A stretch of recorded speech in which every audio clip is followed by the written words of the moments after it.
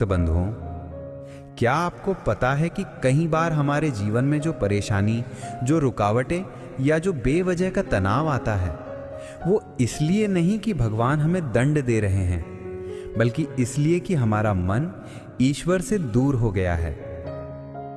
गरुड़ पुराण में कहा गया है कि इस कथा को अधूरा सुनना सबसे बड़ा पाप है। इसलिए अपने दैनिक जीवन से कुछ पल निकालें और भगवान शिव के आशीर्वाद को अनुभव करें। कथा सुनना सिर्फ एक परंपरा नहीं है, यह मन, आत्मा और जीवन को शुद्ध करने का सबसे आसान, सबसे पवित्र तरीका है।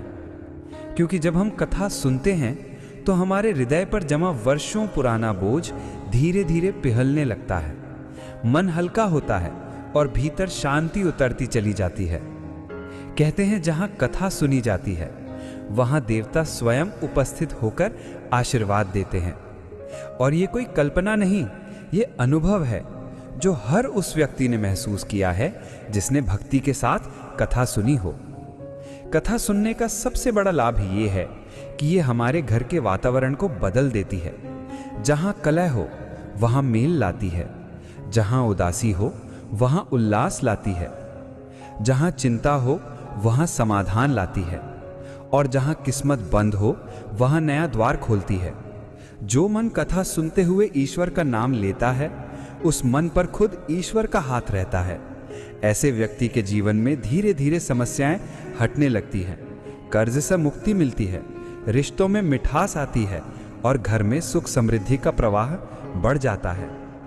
और भक्तों, भगवान की एक और अद्भुत लीला है। कथा सुनने वाले की परीक्षा भी होती है। ईश्वर देखते हैं कि कौन भक्त सिर्फ अपनी मनोकामना के लिए भक्ति करता है और कौन भक्त बिना किसी स्वार्थ के सिर्फ प्रेम और विश्वास से उनका नाम लेता है। उन्हीं भक्तों की सुनवाई सबसे पहले होती है। उन्हीं घरों में चमत्कार उतरते हैं। उन्हीं परिवारों में धन, शांति और सौभाग्य का प्रवाह स्थायी हो जाता है। और आज जो कथा आप सुनने जा रहे हैं वो सिर्फ एक कहानी नहीं है, ये भगवान की वो लीला है जो साबित करती है कि भक्ति कभी व्यर्थ नहीं जाती। एक दिन यही भक्ति जीवन की सबसे बड़ी ताकत बनकर लौटती है। तो भक्त बंधुओं, अगर आपका मन भटका हुआ है, घर में क्लेश है, काम में बाधाएं हैं या किस्मत जैसे थम सी गई हो, तो बस इस कथा को अंत तक सुनिए, क्योंकि हो सकता है आज की यही कथा आपके जीवन की दिशा बदल दे। हो सकता है यही कथा आपके घर में वो रोशनी ले आए जिसके लिए आप वर्षों से प्रतीक्षा कर रहे थे। तो तैयार हो जाइए, दिल को शांत कीजिए और खुद को भक्ति की उस धारा में बहने दीजिए जहां से लौटकर हर इंसान हल्का, पवित्र और आशीर्वाद से भरा हो जाता है। एक समय की बात है, प्राचीन भारत के एक राज्य में एक राजा रहता था। नाम था वीर केतु। राजमहल सोने चांदी से चमकता था। सेना इतनी बड़ी कि दुश्मन पास आने की हिम्मत ना करे। परंतु राजा की एक कमजोरी थी, उसका अहंकार। उसे लगता था कि दुनिया में उससे बड़ा, उससे शक्तिशाली, उससे विद्वान कोई नहीं।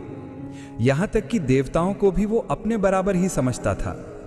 महल के ज्ञानी लोग उसे समझाते थे कि प्रभु की कृपा के बिना कुछ भी संभव नहीं, पर राजा मुस्कुराकर कह देता, मेरी शक्ति ही मेरा ईश्वर है। एक दिन सुबह सुबह दरबार लगा हुआ था। सारे मंत्री, सैनिक, राजपुरोहित, वजीर सब मौजूद थे। तभी राजा गर्व से बोला, आज मैं अपनी शक्ति की परीक्षा लेना चाहता हूं। यह संसार मेरे आगे झुकता है, फिर देवता मेरे आगे क्यों नहीं झुकते? क्या वे भी मेरी प्रतिभा को नहीं समझते? दरबार खामोश हो गया। कोई नहीं जानता था कि राजा क्या करने वाला है। राजपुरोहित ने हाथ जोड़कर कहा, महाराज, देवों का अनादर उचित नहीं। भगवान शिव स्वयं भोले हैं, लेकिन उन्हें चुनौती देना भारी पड़ सकता है। राजा हंस पड़ा, अगर वे सचमुच भगवान हैं तो मुझे रोक लें, और अगर नहीं रोक पाए तो सिद्ध होगा कि वीर केतु से बड़ा कोई नहीं। ये शब्द सुनकर पूरा दरबार सहम गया। कोई नहीं जानता था कि राजा क्या करने वाला है। किसी की हिम्मत नहीं हुई कि राजा पर रोक लगाए। उस रात राजा को एक अजीब सी बेचैनी हुई। वो महल से निकला और अपने सैनिकों के साथ शिव मंदिर की ओर चला। मंदिर विशाल था, देवदार पेड़ों से घिरा हुआ, शिवलिंग के सामने दीपक शांत लौ के साथ जल रहा था। राजा मंदिर में दाखिल हुआ और ऊंची आवाज में बोला, महादेव, सुना है आप त्रिलोक के स्वामी हैं, परंतु मैं देखना चाहता हूं कि आपकी शक्ति मेरे सामने कितनी टिकती है। आज मैं अपने शिवलिंग पर तीर चलाऊंगा। अगर आप भगवान हैं तो खुद को बचा लीजिए, और अगर नहीं बचा पाए तो सिद्ध होगा कि वीर केतु से बड़ा कोई नहीं। राजपुरोहित और ग्रामीण हाथ जोड़कर विनती करने लगे, राजन, ये अपराध मत कीजिए। महादेव काल के भी काल हैं, उनसे उलझना उचित नहीं। लेकिन राजा के कानों में किसी की बात नहीं पहुंची। उसने धनुष उठाया, तीर चढ़ाया और शिवलिंग की ओर निशाना साधा। लोग सहमे हुए थे, कोई रो रहा था, कोई प्रार्थना कर रहा था। तभी अचानक मंदिर के बाहर से धीरे से एक बूढ़ा साधु आया।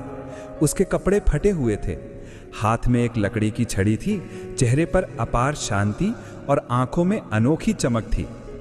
साधु ने राजा की ओर देखते हुए कहा, राजन, क्रोध और अहंकार मनुष्य को अंधा कर देते हैं। ईश्वर को चुनौती देकर कोई भी मनुष्य जीत नहीं सकता। तीर चलाने से पहले एक बार सोचो, तुम क्या कर रहे हो। राजा गुर्राया, तू कौन होता है मुझे रोकने वाला? मैं राजा हूं और मैं किसी की नहीं सुनता। साधु मुस्कुराया, छोड़ो राजन, तीर चलाओ, लेकिन उसके परिणाम तुमको ही भुगतने पड़ेंगे। राजा ने तीर खींचा, पूरा मंदिर कांप उठा, पर उसी क्षण राजा का हाथ अचानक दुखने लगा, जैसे तीर भारी होता जाए। वह तीर छोड़ ना पाया और ना ही हाथ स्थिर रख पाया। तीर हाथ से छूटा और जमीन पर गिरकर टूट गया। राजा चौंक गया। ये कैसे हुआ? राजा चिल्लाया। साधु शांत स्वर में बोला, जिसे तुम पत्थर का टुकड़ा समझ रहे थे, वो तुम्हारे भीतर से अहंकार हटाने की शक्ति रखता है। महादेव को चुनौती देने का परिणाम हमेशा भारी ही होता है। राजा क्रोधित हो गया, तू कोई जादूगर लगता है या तू ही शिव बनकर मुझे धोखा दे रहा है? साधु ने कहा, ना मैं शिव हूं ना जादूगर, मैं तो एक साधारण यात्री हूं, परंतु मैं सत्य को पहचानता हूं। अहंकार इंसान को नाश की तरफ ले जाता है। राजा ने सैनिकों को आदेश दिया, इसे पकड़ लो। पर जैसे ही सैनिक साधु के करीब पहुंचे, एक तेज प्रकाश फैला और साधु अदृश्य हो गया। मंदिर की घंटियां अपने आप बजने लगी। वातावरण में अजीब सा कंपन फैल गया। राजा घबरा गया। उसने पहली बार अपने भीतर डर महसूस किया। वो भागकर बाहर जाने लगा। तभी मंदिर की दीवारें हल्की सी चमकी। कोई आवाज नहीं, कोई आकृति नहीं, बस हवा में एक दिव्य शांति। राजा ने तीर उठाया और फिर से निशाना साधना चाहा, पर उसका हाथ कांप रहा था। उसके भीतर कुछ टूट रहा था, अहंकार का पहाड़। राजपुरोहित ने धीरे से कहा, राजन, जो साधु अभी दिखे वो सामान्य व्यक्ति नहीं थे। ये सब भगवान की लीला है, वो तुम्हें समझाना चाहते हैं। राजा पहली बार चुप था। उसकी आंखों में हठ और शक्ति का घमंड कम होने लगा था। उसका मन भारी हो गया। उसने अपनी सेना को वापस बुलाया और अकेले ही मंदिर के बाहर एक पत्थर पर बैठ गया। रात के सन्नाटे में वो सोचता रहा कि क्या सचमुच कोई अदृश्य शक्ति है? क्या भगवान को चुनौती देना गलती थी? उस साधु की आंखों में जो शांति थी वो किसी सामान्य मनुष्य की नहीं हो सकती। उधर देवलोक में भगवान शिव मंद मंद मुस्कुरा रहे थे। पार्वती ने पूछा, महादेव, आपने उस राजा की परीक्षा क्यों ली? शिव बोले, क्योंकि यदि अहंकार को समय रहते नहीं तोड़ा जाए तो वो मनुष्य को विनाश की ओर ले जाता है। मैं उसे दंड नहीं देना चाहता, केवल सही मार्ग दिखाना चाहता हूं। पार्वती ने कहा, तो क्या वो समझ जाएगा? शिव ने उत्तर दिया, हां, पर उसकी परीक्षा अभी पूरी नहीं हुई। उधर पृथ्वी पर राजा रात भर मंदिर के पास बैठा रहा। अचानक उसे लगा मानो किसी ने उसका नाम पुकारा हो। वीर केतु। उसने आसपास देखा, कोई नहीं था। फिर वही आवाज, राजन, तुमने भगवान को चुनौती दी, पर भगवान ने तुम्हें बचाया। ये उनकी करुणा है, कमजोरी नहीं। राजा के शरीर में सिहरन दौड़ गई। उसने कांपती आवाज में कहा, कौन कौन बोल रहा है? हल्की सी हवा मंदिर से बाहर निकली। दीपक की लौ ऊंची हो गई।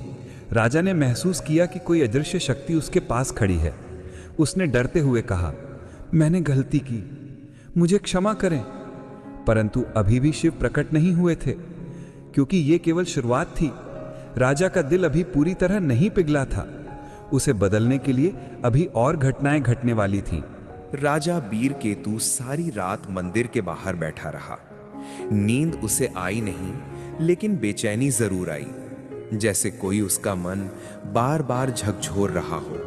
वो खुद समझ नहीं पा रहा था कि क्यों, लेकिन जिस साधु ने उसे रोका था, उसकी शांत आंखें अब भी उसके मन में घूम रही थीं। वो पहली बार खुद को कमजोर महसूस कर रहा था, जैसे कोई भारी बोझ उसके भीतर जमा हो गया हो। सूरज धीरे धीरे उगा, मंदिर की घंटियां अपने आप बज उठीं और हवा में चंदन की खुशबू फैल गई। सुबह होते ही गांव के लोग पूजा करने आए और राजा को मंदिर के बाहर बैठा देख पहले तो डर गए कि कहीं वो फिर कोई अनर्थ ना कर दे। पर राजा अब अलग लग रहा था, थका हुआ, गहरे विचारों में डूबा हुआ। राजपुरोहित उसके पास आए और बोले, महाराज, रात भर यहीं बैठे थे?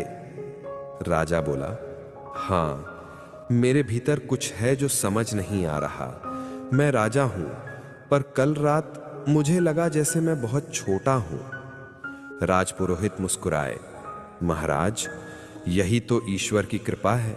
विनम्रता का जन्म अहंकार का अंत है। राजा ने उनकी तरफ देखा, लेकिन मुझे अभी भी समझ नहीं आया कि वो साधु कौन था। इतने तेज प्रकाश में गायब कैसे हो गया? क्या वो सच में शिव थे?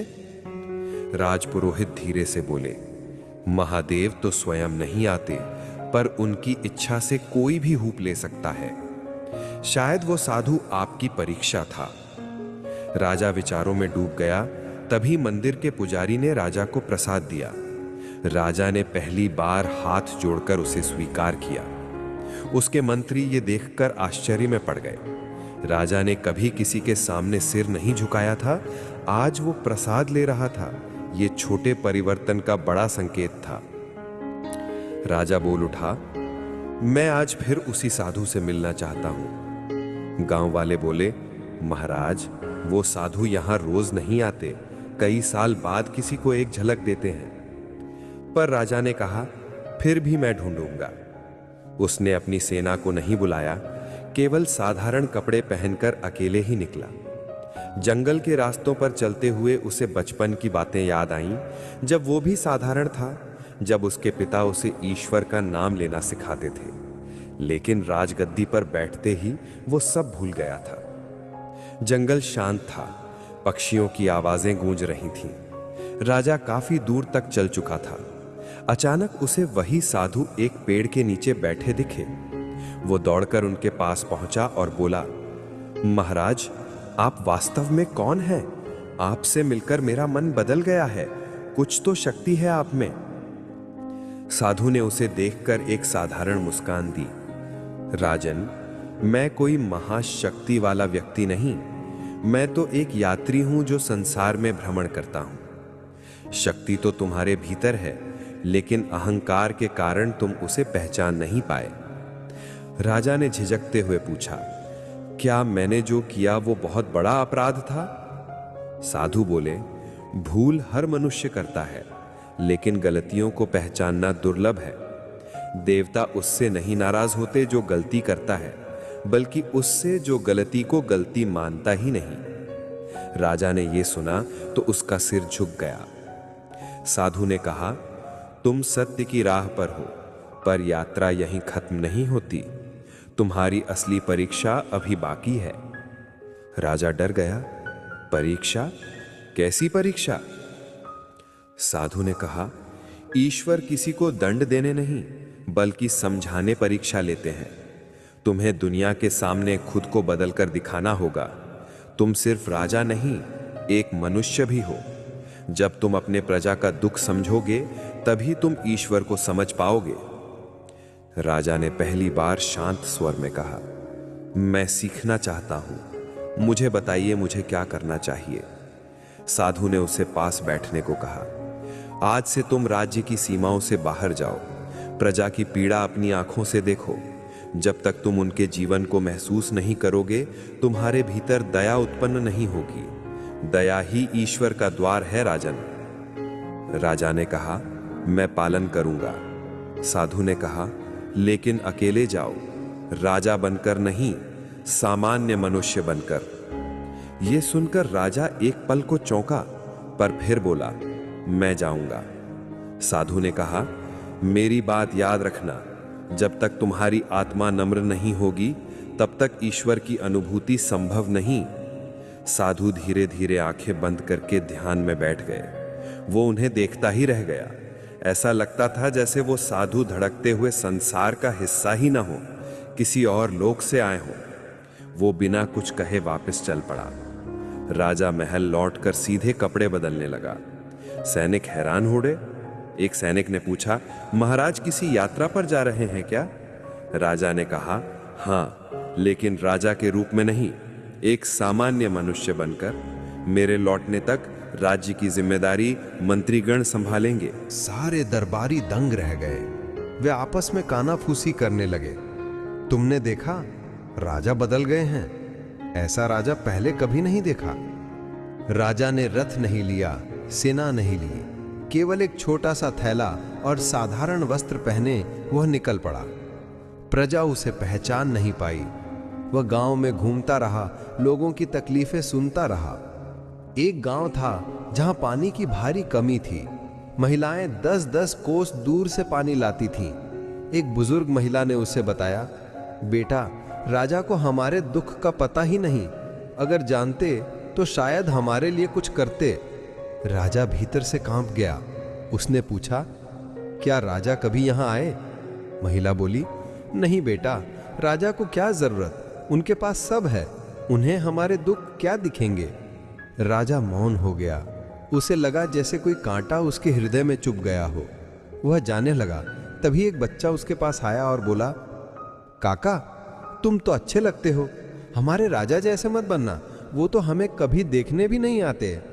राजा के कदम रुक गए। उसकी आंखें भर आईं। बच्चे के शब्द उसके दिल में तीर की तरह चुभ गए। वह आगे बढ़ा। एक और गांव पहुंचा जहां किसान कर्ज में डूबे थे। कोई अपनी जमीन बेचने को मजबूर था, कोई अपने पशु। एक किसान बोला, राजा तक हमारी बात पहुंचती ही नहीं। हम जानते हैं कि वह बहुत शक्तिशाली है, पर हमारा राजा हमारी सुनता नहीं। राजा को अपने कानों पर विश्वास नहीं हो रहा था। इतने वर्षों तक वह केवल सिंहासन पर बैठकर सोचता था कि वह सबसे महान है, जबकि उसकी प्रजा दुख में जी रही थी और वह उनसे अनजान था। वह चलते चलते शाम को एक छोटे से आश्रम पहुंचा। वहां कुछ निर्धन बच्चे पढ़ रहे थे। आश्रम का गुरु उन्हें भोजन परोस रहा था। राजा अंदर गया और पूछा, गुरुदेव, ये बच्चे कौन हैं? गुरु ने कहा, ये अनाथ बच्चे हैं। इनके माता पिता का देहांत हो गया। राज्य की मदद तो हमें कभी मिली नहीं, इसलिए अपने साधनों से ही इनको पढ़ा रहे हैं। राजा ने पूछा, राजा मदद क्यों नहीं करता? गुरु ने दुखी स्वर में कहा, राजन के पास समय कहां, वह तो विजय यात्राओं और अपने गौरव में ही व्यस्त रहते हैं। राजा के हृदय में पश्चाताप गहराता जा रहा था। वह रात वहीं ठहर गया। आश्रम का भोजन साधारण था, पर राजा ने पहली बार आनंद से खाया। उसे लगा जैसे वह पहली बार असली सुख चख रहा हो। रात को लेटते हुए उसने सोचा, मैंने वर्षों तक अपने महल को ही संसार समझ लिया था। मैं राजा था, पर प्रजा का दुख न समझ सका। यदि मैं ही उनके लिए कुछ न करूं, तो मेरे राजा होने का क्या अर्थ है? अचानक उसे वही आवाज सुनाई दी, वीर केतु। इस बार आवाज साफ और गहरी थी। तुम बदल रहे हो। तुम्हारी आत्मा जाग रही है, पर परीक्षा अभी बाकी है। राजा उठकर बैठ गया। कौन है? कहां है आप? सामने आइए। हवा तेज हुई, पत्ते उड़ने लगे, दिए की लौ ऊंची हो गई। राजा कांप उठा। आवाज ने कहा, जब अहंकार खत्म होगा तब मैं स्वयं प्रकट हो जाऊंगा। तुम्हें कल एक और सत्य देखना है। तैयार रहना, क्योंकि वह तुम्हें और विनम्र बनाएगा। आवाज गायब हो गई। राजा बेचैन हो गया। उसे समझ नहीं आ रहा था कि कल क्या होने वाला है। सुबह वह फिर आगे चला। थोड़ी दूर जाकर उसने देखा सैनिक कुछ गरीबों से कर वसूल रहे थे। एक बूढ़ा आदमी रोकर कह रहा था, मुझे 1 दिन की मोहलत दे दो, अभी घर में कुछ नहीं है। पर सैनिक ने उसकी एकमात्र बकरी छीन ली। बूढ़ा आदमी जमीन पर बैठकर रोने लगा। राजा ये देखकर कांप गया। वह दौड़कर सैनिकों के सामने गया और बोला, ये क्या कर रहे हो? सैनिक बोले, राजकर वसूल रहे हैं, आदेश राजा का है। राजा ने कहा, और गरीब आदमी से पशु छीन लेना राजधर्म है क्या? सैनिकों ने हंसकर कहा, काका तुम राजा को नहीं जानते, उनके लिए आम लोग बस रेत के कण हैं जिनकी कोई कीमत नहीं। यह सुनकर राजा को लगा जैसे उसका हृदय चीर गया हो। सैनिकों का कहना सच था। उसने कभी प्रजा की तकलीफ को मूल्य नहीं दिया। वह केवल अपनी ताकत का प्रदर्शन चाहता था। राजा ने कहा, बकरी वापस करो। सैनिक बोले, क्यों? तुम कौन होते हो आदेश देने वाले? राजा ने कहा, एक मनुष्य जो दूसरे की तकलीफ देखकर चुप नहीं रह सकता। सैनिकों ने उसका मजाक उड़ाया। तभी पीछे से आश्रम का गुरु आया और बोला, तुम लोग गरीबों को सताकर राजा की बदनामी कर रहे हो। सैनिक गुरु से झगड़ने लगे। तभी राजा ने अपना असली स्वरूप दिखा दिया। उसने सैनिकों को रोकते हुए कहा, मैं ही राजा वीर केतु हूं। सैनिकों के हाथ कांप गए। वे घुटनों के बल बैठ गए। गांव वाले भी हैरान थे। राजा ने कहा, आज के बाद किसी गरीब को इस तरह मत सताना। मैं अपने आदेश वापस लेता हूं। कोई भी कर जबरदस्ती नहीं वसूला जाएगा। सैनिकों ने बकरी वापस की। बूढ़ा आदमी रोते हुए राजा के पैरों में गिर गया। राजा ने उसे उठाया और कहा, मैं राजा हूं, भगवान नहीं। तुम्हें मेरे सामने झुकने की जरूरत नहीं। गांव वालों के चेहरों पर पहली बार आशा दिखाई दी। राजा को लगा जैसे उसके भीतर का कोई पर्दा हट गया हो। उसने महसूस किया कि प्रजा का दर्द देखना ही राजा को ईश्वर के करीब ले जाता है। वह महल वापस नहीं गया। वह कई दिनों तक गांव-गांव घूमता रहा। गरीबों को भोजन देता, किसानों की बातें सुनता, बच्चे पढ़ने की इच्छा व्यक्त करते तो उनके लिए किताबें खरीदता। एक दिन वह अपने महल से निकलकर उसी शिव मंदिर लौटा जहां उसने अपराध करने की कोशिश की थी। यह मंदिर अब उसे भय नहीं, शांति देता था। वह भीतर गया और शिवलिंग के सामने सिर झुकाकर बोला, महादेव, मैंने बहुत गलती की, लेकिन अब मैं सच में बदलना चाहता हूं। मुझे रास्ता दिखाइए। मंदिर में अचानक शांति छा गई, जैसे हवा भी थम गई हो। कहीं दूर घंटी बजी, फिर वही दिव्य आवाज, तुम्हारी परीक्षा पूरी नहीं हुई, आखिरी चरण अभी बाकी है वीर केतु। राजा ने पूछा, क्या है आखिरी चरण? आवाज बोली, जब तक तुम अपने भीतर के पूर्ण अहंकार को नहीं त्यागते, तब तक मैं प्रकट नहीं होऊंगा। राजा ने कहा, मैं त्यागता हूं पूरी तरह। आवाज बोली, शब्द नहीं, कर्म पूछते हैं, कल फिर आना। आवाज गायब हो गई। राजा मंदिर में देर तक बैठा रहा। उसे प्रतीक्षा थी, क्योंकि वह महसूस कर रहा था कि अगले दिन कुछ अद्भुत होने वाला है। उधर देवलोक में शिव बोले, अब यह मनुष्य योग्य है मेरा दर्शन पाने के लिए। और पार्वती मुस्कुराई, तो कल उसकी यात्रा पूर्ण होगी। अगले दिन सूरज निकलने से पहले ही राजा वीर केतु शिव मंदिर के बाहर पहुंच गया। हवा बिल्कुल शांत थी, जैसे पूरा वातावरण किसी अनोखी घटना की प्रतीक्षा कर रहा हो। राजा के मन में उत्सुकता भी थी और डर भी। क्या आज महादेव सच में प्रकट होंगे? क्या वो इस लायक बन चुका है? वो धीरे धीरे मंदिर में प्रवेश करता है। सुबह का समय था। दीपक की लौ हिल रही थी। मंद धूप की खुशबू हवा में फैल रही थी। शिवलिंग पर जल चढ़ता देख राजा के मन में एक अजीब सी पवित्रता उठी। वो पहली बार बिना किसी इच्छा, बिना किसी अभिमान के सिर्फ श्रद्धा से झुका। उसने आंखें बंद करके प्रार्थना की, महादेव, मैं तैयार हूं। मेरे भीतर अब कोई घमंड नहीं बचा, बस आपकी कृपा चाहिए। अचानक मंदिर की घंटियां अपने आप बजने लगी। हवा तेज हुई। दिया बुझा नहीं, बल्कि उसकी लौ और ऊंची उठ गई। राजा घबरा गया, पर उसके मन में डर नहीं था, सिर्फ आश्चर्य था। भीतर से वही दिव्य आवाज गूंजी, वीर केतु, आज तुम्हारी अंतिम परीक्षा है। राजा ने धीरे से कहा, आदेश दीजिए महादेव। आवाज बोली, आज तुम्हें अपने जीवन का सबसे कठिन निर्णय लेना होगा, जिसके आधार पर तय होगा कि तुम दर्शन के योग्य हो या नहीं। राजा घबरा गया, कौन सा निर्णय? अचानक जमीन थोड़ी कांपी, मंदिर का दरवाजा अपने आप बंद हो गया, भीतर का प्रकाश और तेज हो गया। फिर आवाज आई, अपने राज्य की रक्षा करने का अवसर तुम्हें आज ही मिलेगा, पर इस अवसर में तुम्हें अपने प्राणों की भी आहुति देनी पड़ सकती है। क्या तुम तैयार हो? राजा ने बिना सोचे कह दिया, हां महादेव, अगर मेरी मृत्यु से मेरे राज्य और मेरी प्रजा की रक्षा होती है तो मैं तैयार हूं। यही सुनना था कि मंदिर में अद्भुत शांति छा गई, जैसे सारी सृष्टि एक पल के लिए स्थिर हो गई हो। तभी शिवलिंग पर गिरता जल अचानक चमकने लगा और उस चमक से एक तेज प्रकाश का गोला उठा। राजा स्तब्ध रह गया। प्रकाश का गोला धीरे धीरे आकार लेने लगा। पहले त्रिशूल दिखाई दिया, फिर जटाएं, फिर नीली कांति वाला दिव्य स्वरूप और अंत में पूरा का पूरा तेजस्वी रूप प्रकट हुआ। वो कोई और नहीं, स्वयं भगवान महादेव थे।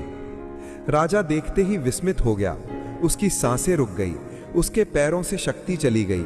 वो वहीं घुटनों के बल गिर पड़ा और बोला, महादेव, मैं धन्य हो गया, मुझे दर्शन दे दिया आपने। महादेव मुस्कुराए। उनकी वो मुस्कान इतनी दिव्य थी कि राजा रो पड़ा। महादेव बोले, वीर केतु, तुम्हारा हृदय अब शुद्ध हो चुका है, अहंकार पूरी तरह मिट चुका है। तुमने अपनी प्रजा के लिए सच्ची करुणा महसूस की, इसीलिए तुम मेरे दर्शन के अधिकारी हुए। राजा रोते हुए बोला, प्रभु, मैंने बहुत पाप किए, बहुत गलतियां की, क्या आप मुझे क्षमा करेंगे? महादेव बोले, मनुष्य की पहचान उसके पापों से नहीं बल्कि उसके परिवर्तन से होती है, और तुमने खुद को बदला है, इसीलिए तुम क्षमा के योग्य हो। राजा ने सिर झुका दिया। शिव आगे बोले, तुम्हारी अंतिम परीक्षा भी बाकी है। अपने राज्य की सीमा पर एक बड़ा संकट आने वाला है। कुछ दुष्ट लोग तुम्हारे राज्य पर हमला करने की तैयारी में हैं। यदि तुम वहां नहीं गए तो हजारों लोग संकट में आ जाएंगे। ये समय है तुम्हारे नए रूप की पहली परीक्षा का। राजा ने तुरंत कहा, मैं तैयार हूं प्रभु, अपने प्राण देकर भी राज्य की रक्षा करूंगा। शिव बोले, यही तुम्हारी विजय है। पहले तुम राज्य को अपना अधिकार मानते थे, अब उसे अपनी जिम्मेदारी समझते हो। इतना कहकर शिव ने अपना त्रिशूल उठाया, उससे एक चमक निकली और राजा के हृदय पर पड़ी। राजा के शरीर में एक अद्भुत शक्ति दौड़ गई, जैसे उसकी आत्मा जाग उठी हो। शिव बोले, ये तुम्हें सुरक्षा नहीं देगी बल्कि सही निर्णय लेने की शक्ति देगी। याद रखना, राजा तलवार से नहीं, न्याय से महान बनता है। राजा ने कहा, आदेश दीजिए, तुरंत युद्ध स्थल जाऊं। शिव बोले, जाओ और धर्म की रक्षा करो। प्रकाश का गोला फिर उठा और शिव उसी प्रकाश में विलीन हो गए। मंदिर फिर शांत हो गया। राजा बाहर निकला तो उसका चेहरा बदल चुका था। उसमें अब गुरूर की जगह तेज था, डर की जगह आत्मविश्वास, कमजोरी की जगह धर्म का बल। वो तेजी से अपने राज्य की सीमा की ओर भागा। वहां जाकर देखा, कुछ दुष्ट सेनाएं गांव में प्रवेश करने की कोशिश कर रही थी। सैनिकों को भी इसकी खबर नहीं मिली थी।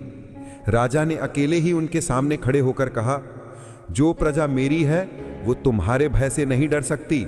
जो इस भूमि पर गलत इरादा लेकर आया वो वापस नहीं जाएगा। दुष्ट सेना के सेनापति ने हंसकर कहा, तुम अकेले हो, क्या कर लोगे? राजा ने कहा, मैं अकेला नहीं, महादेव की कृपा मेरे साथ है। उनकी हंसी रुक गई। उन्होंने हमला कर दिया। राज ने प्रतिकार किया। पहले वही राजा था जो तिलक ना बिगड़ने तक लड़ता था, आज वो प्रजा को बचाने के लिए अपना प्राण लगाने को तैयार खड़ा था। कड़ी लड़ाई हुई, राजा घायल भी हुआ पर पीछे नहीं हटा। उसके भीतर शिव द्वारा दी गई शक्ति धड़क रही थी। कुछ देर बाद उसकी सेना भी वहां पहुंच गई। सैनिकों ने राजा की वीरता देखकर जोश में आकर कहा, महाराज, आपने अकेले पूरी सेना रोक दी। राजा ने कहा, मैं महाराज नहीं, मैं आप सबका सेवक हूं। राज्य हमारा है, इसे बचाना हम सबका कर्तव्य है। ये सुनकर सैनिकों की आंखें भर आई। वो दिन था जब राजा और सैनिकों ने मिलकर उन दुष्टों को भागने पर मजबूर कर दिया। राज्य की सीमा फिर सुरक्षित हो गई। राजा उसी शाम मंदिर लौटा और शिवलिंग के सामने बैठकर बोला, प्रभु, आपकी कृपा से आज राज्य बच गया। उसी क्षण हवा चली, जैसे कोई अदृश्य हाथ राजा के सिर पर आशीर्वाद दे रहा हो। आवाज आई, यही है सच्चा राजधर्म। अब तुम एक न्यायप्रिय राजा हो चुके हो वीर केतु। आज से राज्य में शांति, समृद्धि और करुणा का काल शुरू होगा। राजा ने हाथ जोड़कर कहा, महादेव, मैं जैसे कहते हैं मैं वैसे ही करूंगा। मेरे राज्य में कोई भूखा ना रहे, कोई दुखी ना रहे, कोई उत्पीड़ित ना मिले, यही मेरा प्रण है। आवाज बोली, और यही तुम्हें ईश्वर के सबसे करीब लाता है। धीरे धीरे प्रकाश मंद हुआ और शिव की उपस्थिति विलीन हो गई। पर इस बार राजा को पता था कि महादेव गए नहीं, वे उसके हर निर्णय, हर कदम में साथ रहेंगे। राजा वापस राज्य लौटा। वहां उसने करों को आधा कर दिया, गरीबों के लिए अन्न भंडार खोल दिए, सैनिकों को नियम दिया कि किसी गरीब को कभी सताया ना जाए, किसानों के कर्ज माफ किए और पूरे राज्य में शिक्षा के आश्रम स्थापित किए। लोगों ने कहा, हमारा राजा अब बदल गया है, ये अब हमारा दुश्मन नहीं, हमारा रक्षक है। राजा वीर केतु ने जीवन भर शिव के मार्ग पर चलकर अपने राज्य को स्वर्ग जैसा बना दिया। और वो हमेशा कहता, जिस दिन मन से अहंकार मिट जाता है, उस दिन ईश्वर स्वयं प्रकट होते हैं। तो भक्त बंधुओं, आपने अभी सुनी भगवान शिव की ये अद्भुत, प्रेरणादायक और हृदय को छू लेने वाली दिव्य कथा, जिसमें एक राजा का अभिमान टूटा, उसकी बुद्धि जागी और महादेव की कृपा से उसका जीवन ही बदल गया। ये कथा हमें गहरी बात समझाती है। ईश्वर तक पहुंचने का मार्ग शक्ति या सामर्थ्य से नहीं, बल्कि विनम्रता, करुणा और सच्चे मन की भक्ति से खुलता है। जो व्यक्ति अपने मन से घमंड हटाकर कर्तव्य